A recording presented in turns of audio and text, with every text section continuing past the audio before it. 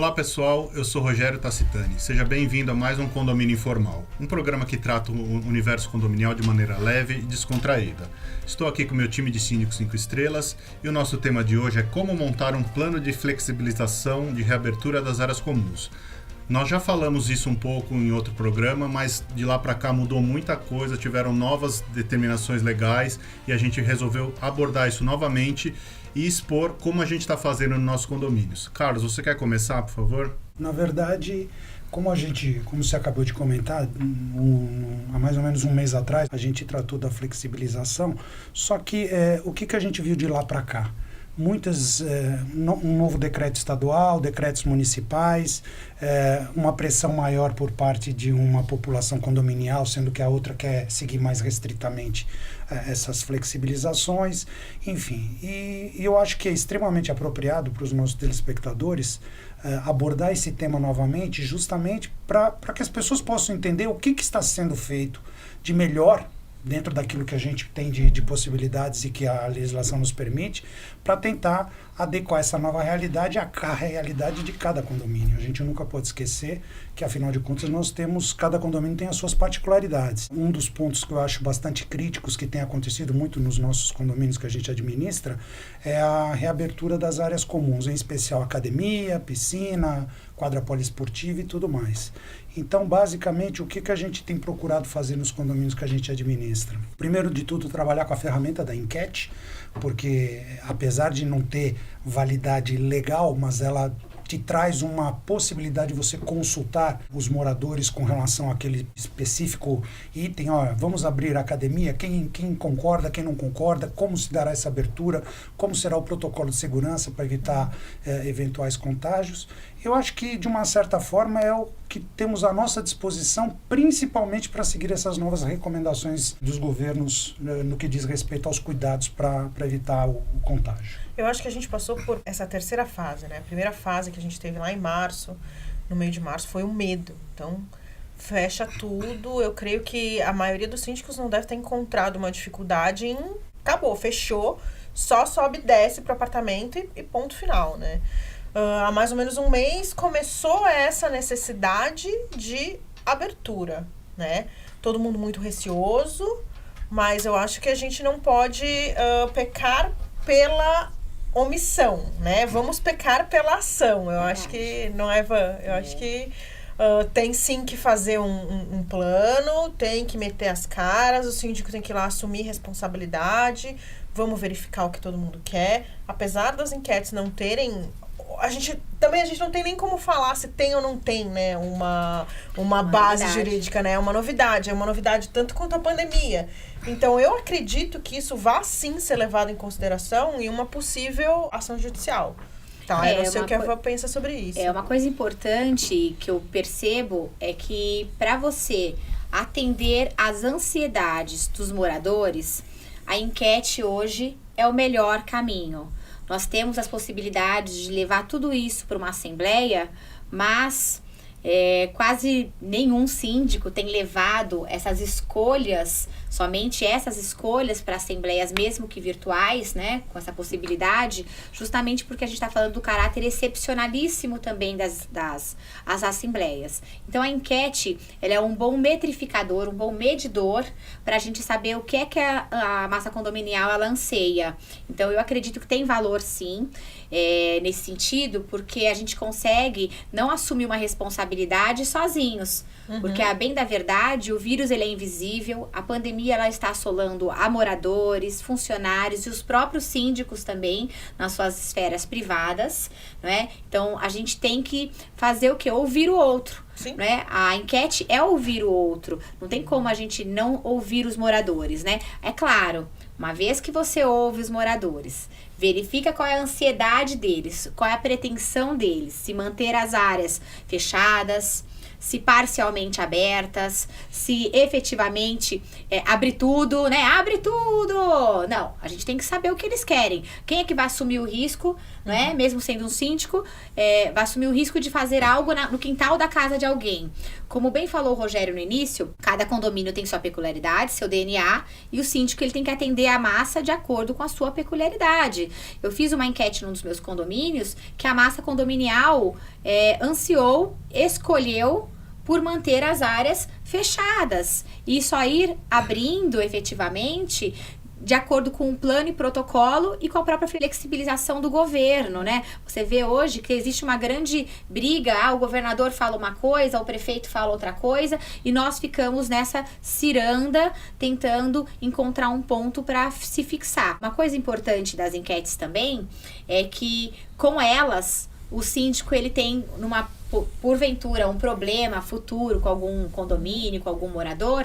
Quem que abriu? Quem que decidiu fazer isso? Olha, nós fizemos essa enquete, os moradores puderam optar pelas escolhas que melhor lhe convinham e nós atendemos. Aquele processo democrático. Nada mais democrático que isso, né? Eu acho que a gente eu não sei, né? Eu me sinto muito confortável em tomar decisões apoiada nessas enquetes. E eu acho que isso poderia ser uma coisa que a pandemia trouxe e que a gente poderia seguir com ela. Sempre. Né? Eu só queria fazer um esclarecimento. Quando eu falo da base legal, é que a enquete ela não está prevista. Não é uma assembleia. Né? Então, mas que é uma ferramenta totalmente válida, eu concordo. Agora, ela não tem base jurídica. Sim. Caso haja alguma manifestação judicial nesse sentido. O que eu acredito é que ela sim pode ter peso, porque afinal de contas demonstra que o síndico está querendo ouvir a massa condominial com relação àquele específico assunto. Então, não, mas é exatamente isso. A gente não tem nada escrito que ela valha, mas eu entendo que ela vai ser levada em consideração e talvez até ali na frente se tornar um mecanismo válido, né? Com certeza. Mesmo porque, olha, nós estamos vivenciando uma situação atípica e todas as regras e normas, elas têm o caráter de excepcionalidade. Não é à toa que já teve o projeto de lei logo no início, vamos trazer mais poderes para os síndicos, menos poderes, vamos tratar da questão da pandemia, o que nós faremos? Qual que é a base legal? Os moradores falam, por que fechou? Fechou o condomínio por quê? Baseado em quê? Nós tivemos que fazer o quê? Olha, vamos trazer o princípio da biossegurança.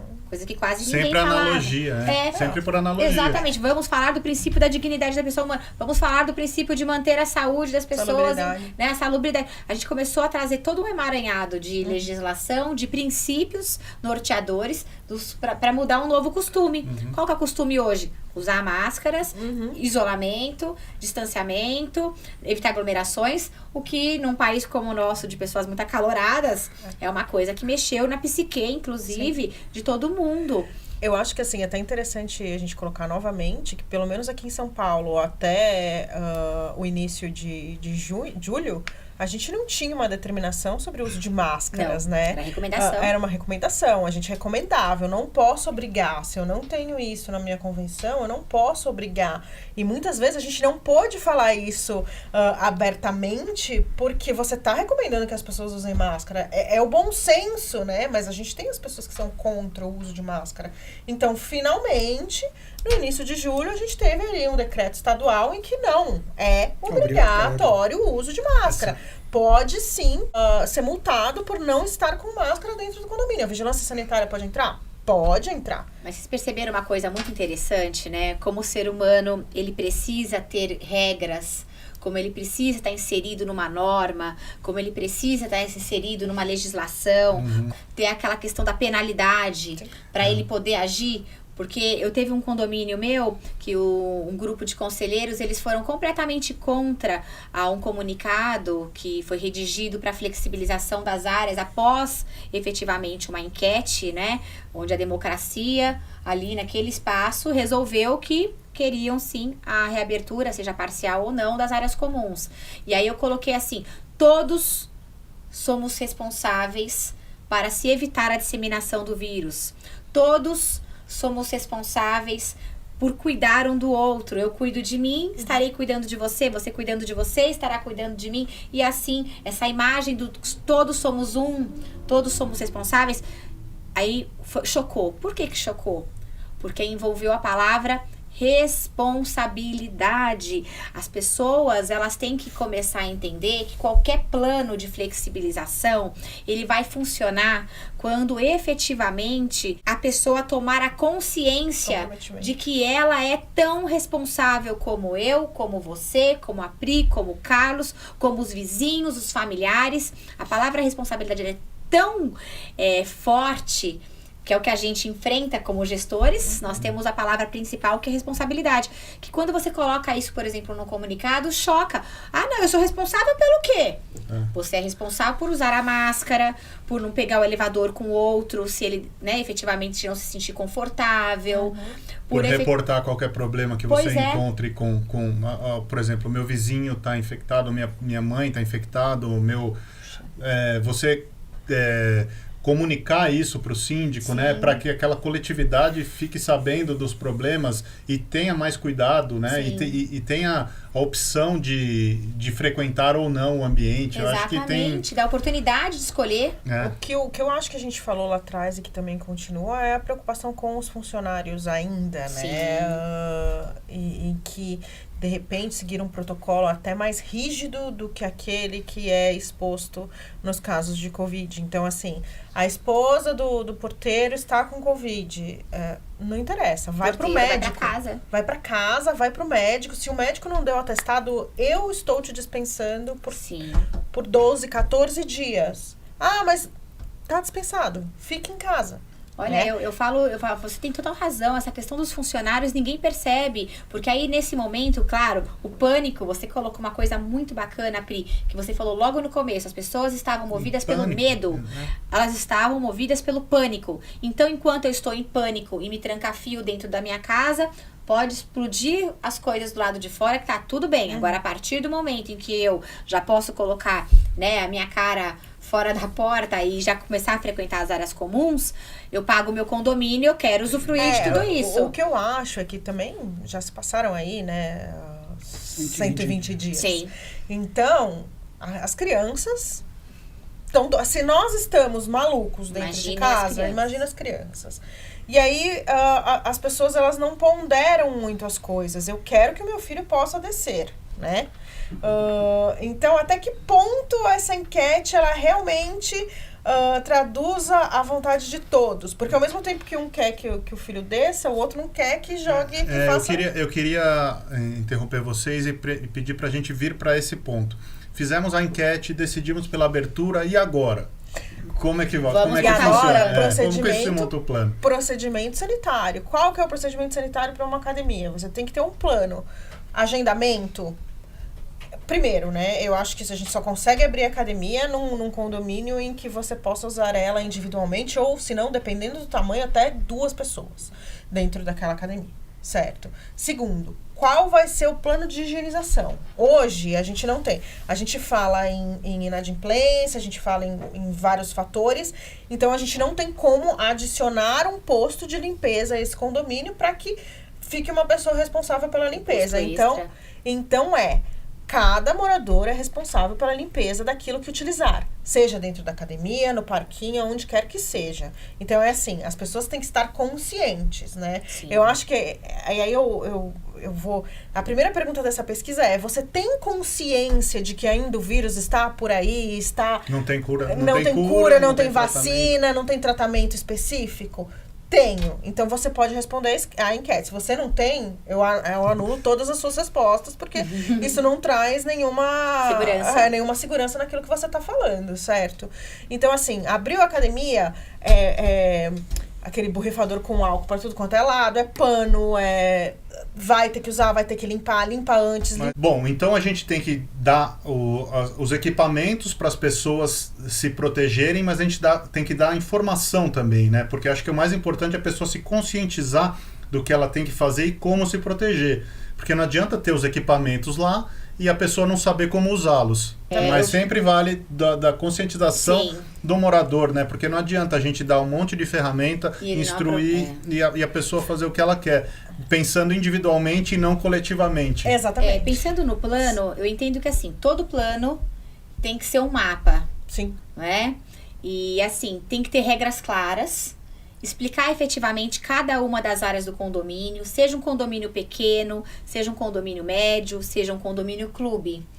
Condomínios menores, áreas menores, mais fácil de fazer gestão, mas os procedimentos de protocolos sanitários, eles têm que ser colocados e as regras têm que estar muito claras para todos os moradores. A questão do uso das máscaras, a questão do álcool em gel nos espaços, Quantidade de pessoas a questão do nos lavar espaços. as mãos, porque não é só por álcool em gel, os banheiros estão lá com todos os sabão, papel, tem tudo aquilo para você utilizar. A questão dos horários, da limitação de pessoas, a questão se o condomínio vai ter pessoas de fora, personal trainer, fisioterapia, enfim. Pessoas de fora, nesse momento vai? Não. Eu, por exemplo, não recomendo pessoas de fora, porque se estou limitando a quantidade de moradores dentro de um condomínio, para que eu vou trazer neste momento pessoas de fora? Tá? Tem que estar no protocolo. Quais são as recomendações, por exemplo, na piscina? Se tem piscina aberta, distanciamento de cadeiras, andar com calçados, tem piscina fechada, quantas pessoas vão estar naquele espaço fechado? Sei lá, 2, 3, 4, não sei. Não sei o tamanho da piscina, não sei o número de moradores. Por isso que a questão de cada condomínio tem seu DNA é uma questão importante. Olha, tem determinados pontos, por exemplo, brinquedoteca. É uma atividade de contato. Vai abrir nesse momento? Eu sempre falo, nesse momento. Vai manter fechado? Aí o morador tem que entender por que está fechado. Os salões, espaços festivos, eu não tenho aberto nenhum deles. Por quê? Porque gera aglomeração, mas está lá no plano. Olha, esses espaços que geram aglomeração, nesse momento estarão fechados. Atividades de contato, onde efetivamente pode acontecer uma maior disseminação do vírus, vão estar também fechados. Mas o porquê? Porque conta com aglomerações, é contato. Olha, a equipe de limpeza, ela é limitada. Vocês aprovaram isso. Então, cada espaço que puder, por exemplo, ser agendado, aí eu digo, mas espaço agendado? Olha, tem condomínios que tem administração interna, tem condomínios que não tem condomínios que efetivamente tem aplicativos de agendamento, é mais fácil. Então, aqueles espaços que podem ser individualizados, podem ser utilizados sozinhos, coloca um período. Qual o período? 1 hora? Sim. Com intervalo de 15 minutos? Enfim. A gente colocou para votar isso também. O plano tem que trazer regras claras. Eu não sei se vocês estão vivenciando isso, mas uma coisa que tem me chamado a atenção é, pelo que a ciência nos explica, quem já contraiu o vírus, depois de 14 dias, 20 dias, está totalmente imune. Até o momento é o que a ciência nos mostra. Já está mudando também isso. Então, a coisa é dinâmica, mas pelo menos teoricamente, por enquanto, quem já contraiu o vírus e já passou lá o período de 14, 15 dias, teoricamente não contrai mais. Se isso vai mudar daqui para frente, a gente ainda não sabe. Mas uma coisa que eu tenho vivenciado, tenho visto, não apenas nos condomínios que a gente administra, mas também experiência de alguns colegas, é que aquele condômino, o morador que contraiu o vírus, que tecnicamente já está salvo, então ele agora acha que ele não precisa seguir absolutamente nada. Eu tenho um querido dele. Superman! Posso tudo! E aí é que a gente volta a falar naquele tema lá atrás, né, de comportamento humano. Gente, a pessoa não consegue entender que ela está olhando literalmente para o próprio umbigo dela, ela não está se preocupando com os demais, com a coletividade. E isso realmente é bastante triste e ao mesmo tempo chato para a gente administrar, porque a gente precisa explicar para aquele morador, não é porque você agora é imune teoricamente ao vírus, que os seus vizinhos são obrigados a saber disso. Sim. A não ser que você ande com um cartaz, alguma coisa no peito Tive dizendo, Covid. já tive Covid, toquei. Aí muda a regra. As pessoas precisam entender que tem que se pensar na coletividade. E isso eu tenho visto cada vez com mais frequência, a resistência desse tipo de morador, desse grupo de pessoas, em seguir as orientações, por exemplo, de máscara. Outro dia eu tive um debate com 2 moradores, justamente nessa faixa, em que eu disse, não, mas se eu já peguei, eu não vou transmitir para ninguém, por que eu preciso correr de máscara no condomínio? Você mora no condomínio, meu amigo. Você agora vai seguir aquilo que o decreto estadual manda. Se não quer seguir, ok, mas saiba que se a vigilância sanitária aplicar uma multa para o condomínio, você vai ser responsável por isso. O condomínio não pode pagar por isso. Então, eu não sei como vocês estão vivenciando isso. Na verdade, eu acho que até nesse plano, até voltando no que a Vanessa estava falando, a gente pode encontrar alternativas, né? Sim. Por exemplo, se a academia do prédio é muito pequena, eu posso tentar encontrar algum outro lugar para que as pessoas possam se exercitar. Em áreas externas. Em áreas Sim. externas, por exemplo. Disponibiliza os pesos, recomenda que as pessoas não fiquem no chão, disponibiliza os pesos e as pessoas fazem o seu exercício ali, né? Então, assim, precisamos encontrar alternativas. E a melhor forma de encontrar alternativa é junto com os moradores que estão ali, né? E que, assim, conhecem o condomínio melhor do que a gente, Priscila, né? eu preciso te cortar. Nosso tempo acabou.